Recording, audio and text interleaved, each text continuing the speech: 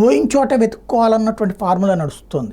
అది అదానీ చేస్తున్నటువంటిది. గౌతమ్ అదానీకి రగిలిపోయింది. ఏదైతే తనను దెబ్బ కొట్టడానికి అమెరికా ఆధారంగా లేదా డీప్ స్టేట్ కుట్ర పన్నుతున్నటువంటి నేపథ్యంలో తన వ్యాపార సామ్రాజ్య విస్తరణ మీద సీరియస్గా దృష్టి పెట్టారు. ఏదైతే కార్గో హ్యాండ్లింగ్ కెపాసిటీ ఇప్పుడు 630 మిలియన్ మెట్రిక్ టన్నులు ఉంటే దాన్ని 15 పోర్ట్లు కలిపి 2000 మిలియన్ మెట్రిక్ టన్నులకు 2030 నాటికల్లా తీసుకెళ్లాలన్నది లక్ష్యంగా పెట్టుకున్నారు. అలాగే కార్గో వాల్యూమ్స్ 1 బిలియన్ టన్నులకి 2030 నాటికి తీసుకెళ్లాలన్నటువంటిది లక్ష్యంగా పెట్టుకున్నారు. అలాగే $1 బిలియన్ క్యాష్ రిజర్వులు ఉంచుకోవాలని, $3 బిలియన్ గ్రోత్ ఫండ్ ఉంచుకోవాలని నిర్ణయించుకున్నారు.